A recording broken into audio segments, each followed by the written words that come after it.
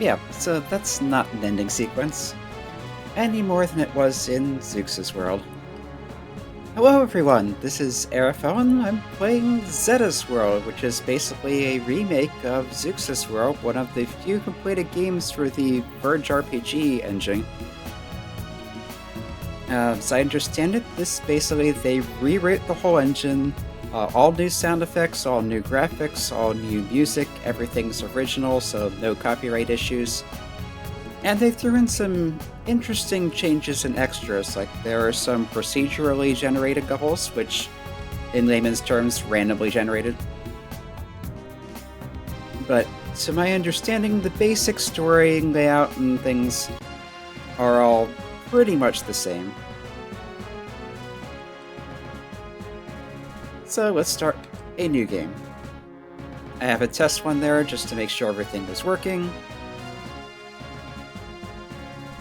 And let's just do that.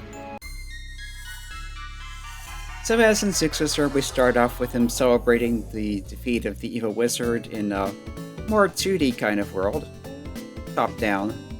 Like the original adventure game this was based on in the Mega Zeux engine, I believe it's called. And then you're thrown into the actual platformer type action. Some of these graphics are reused from the original, I guess the ones that were original to begin with. But it's basically Mario kind of gameplay. Not exactly sure what that did. Yeah, enemies do have random drops now, which is a new thing. They will randomly drop stuff when you kill them, which can include potions, it can include health. The physics engine is somewhat changed from Zeux's World. Pretty much the same jump height and all, I think, but it's a little more sluggish. Overall, things aren't feeling like they're racing around as much. Speaking of racing around, one-ups will now try to run away from you, instead of coming towards you. Let's see if this trick still works. Holding down didn't do anything there. In Zeux's World, holding down when you bounced on an enemy gave you an extra boost. Nope, holding up doesn't either. That is wind. Just jumping a little bit here, not pressing any directions, you can see. You can also see where the direction is going from the background, which was not something that you had in Zeux's World. The wind did spiral around like this, but you couldn't see what the direction was. And yeah, wind is basically an obstacle. You could theoretically use it to help you, maybe do longer jumps and such. Okay, the start button is going through, I think that's your inventory, same with select. L and R, nothing special. Clicking the buttons, nope. X and Y, also scrolling through that. So, yeah, it looks like we don't have the in-stage status to indicate how much of the gem and coin completion we have. Yeah, basically the same overworld so far. We have Grasslands 1 after the little tutorial area. No, that trick doesn't work either. One of the special extras you found in Zeux's World that you could get, or see what it was on the bonus screen after creating this game, was that you could press the number keys to change the background or outline of the world map, and that is not a thing here. Some nice smooth transitions. This should go up and give an extra life as before, after the gems. Those gems do not need to be manually collected from boxes now, they'll just kind of pop out and you get them. But yeah, having to run down one-ups is an interesting change. I'm not entirely sure I like it, but it's maybe a little fairer in terms of game balance than them coming to you automatically. Those are still here. Yeah, the early stages are, I think, pretty much the same as in Zeux's World.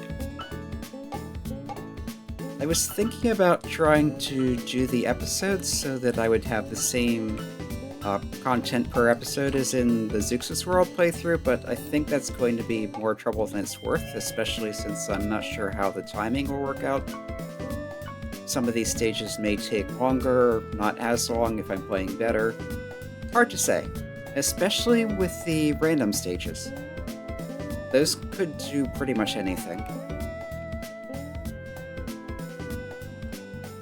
These you need to get first try or you miss out on them. There should be a secret block here, yep. But so far, content hasn't changed. Just the music's different, the graphics are a bit prettier. The physics are not quite as rushed feeling. There's 100%. We do get that 100% indication in the bottom right there. We also have, that's not what I was going for. Okay, you can press escape to quit out. No. Start select, not O and R, or X and Y. Yeah, it looks like a time trial. Let's give that a shot, and not bother trying to go for items.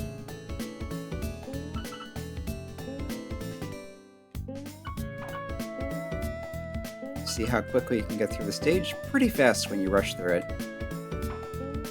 So, built-in speedrunner stuff.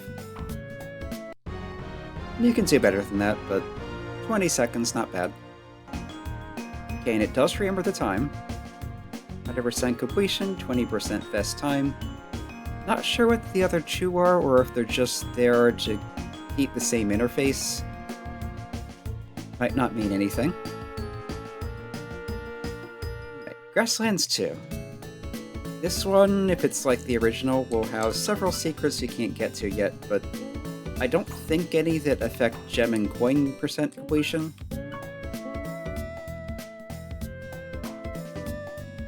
Mostly there is just a big cache of lives that you can't get to until you have Chaos Runner.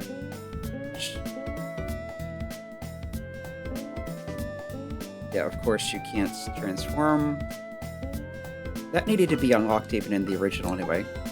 There's a first item that looks like the scepter, which I think you can use to throw fireballs.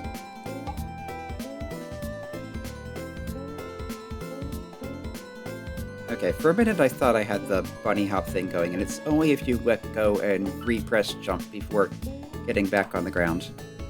Yeah, those definitely feel a lot less dangerous at that speed. I'm not sure how much faster they were in the original, but it was considerable. Need to pop these so I can get into that block a little bit later. There's another scepter. Our first damage taken. Need to not break those bricks to the left there. Because at the end of the stage, there's the thing that makes them all come falling down.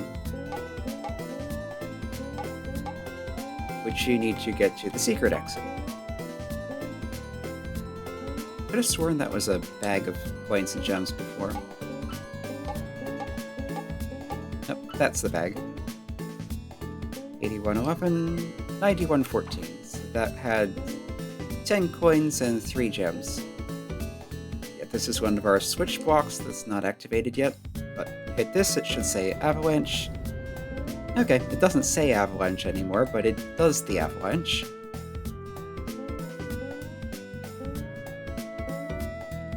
It looks like the tile sets are mostly the same, so I was saying that was probably original art to begin with, and not taken from, yeah, prefab, whatever, pre-existing. This, let's see if this scrolls properly. Yep, that went nicely. Yeah, when I was recording Zeux' world, for some reason this kind of skipped there. Looked like it had frozen up for a bit. I'll have to check the recording to be sure, but at least as I'm playing it, that went perfectly smoothly, captured everything with no issue.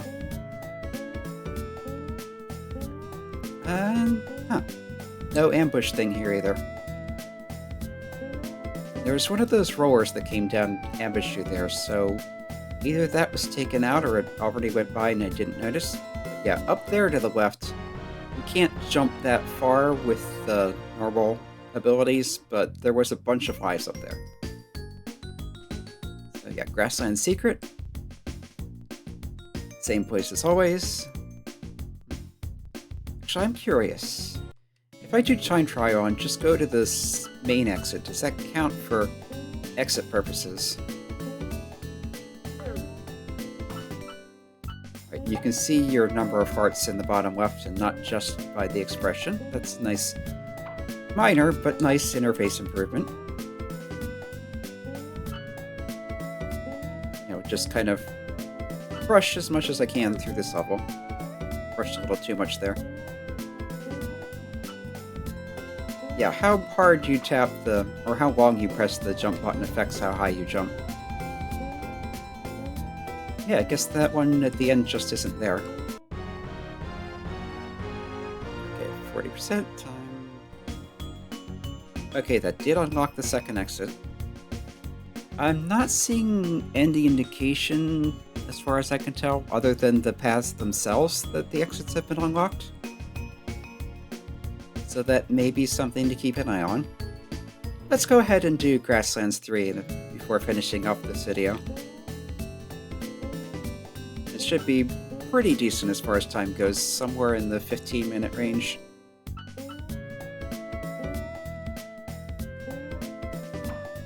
So here, if I'm not mistaken, those blocks to the right will start falling. Or maybe it's a little later that starts happening. Okay, these don't fall. But sometimes blocks that look like that do, and it looks like I might not be able to get up there now. So I'll have to redo the level if I want 100%. Okay, those fall.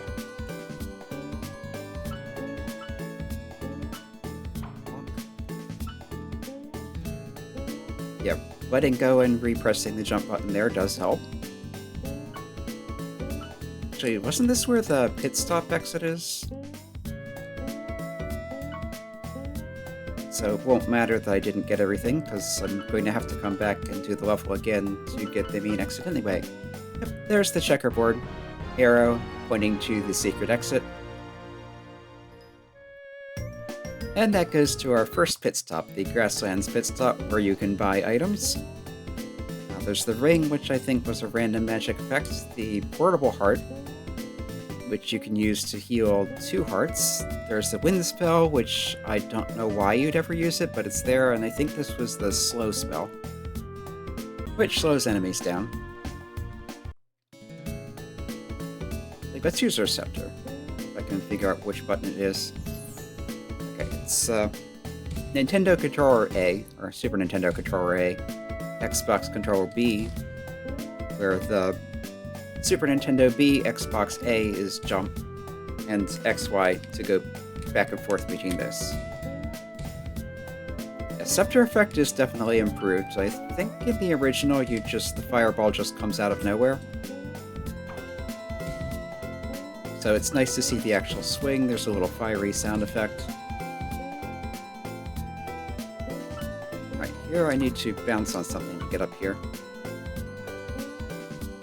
And, yeah, can I get over there? Is there a hidden block in here? Do I actually need to hit the switch block to get something to appear? I can't quite remember how the original stage went, but it feels like there has to be something up to the left there.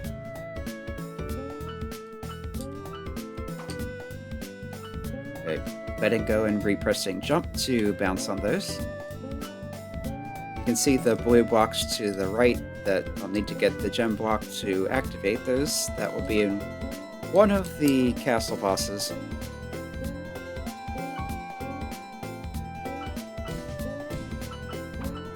Yep. I have fire, I might as well use it. It is neat that enemies can just randomly drop items like that, not just health. So I'm going to come down here, try and get as many of those coins as I can. I think they are all reachable without the help of the box. Little jump across these. Be cheerful kill. Pretty sure that unlike Mario, combo bouncing on things doesn't get you any kind of special bonus, but it's still fun to do. Anyway, that was Grasslands except for Grassland Secrets. Next time we'll head into Mountain View. This has been Arafellon playing Zeta's World. I hope you enjoyed it, and come back for more. And if you're interested in Zeux' World, which this was based on, check out the archives. I have a full playthrough of that, and you can compare and contrast as you like.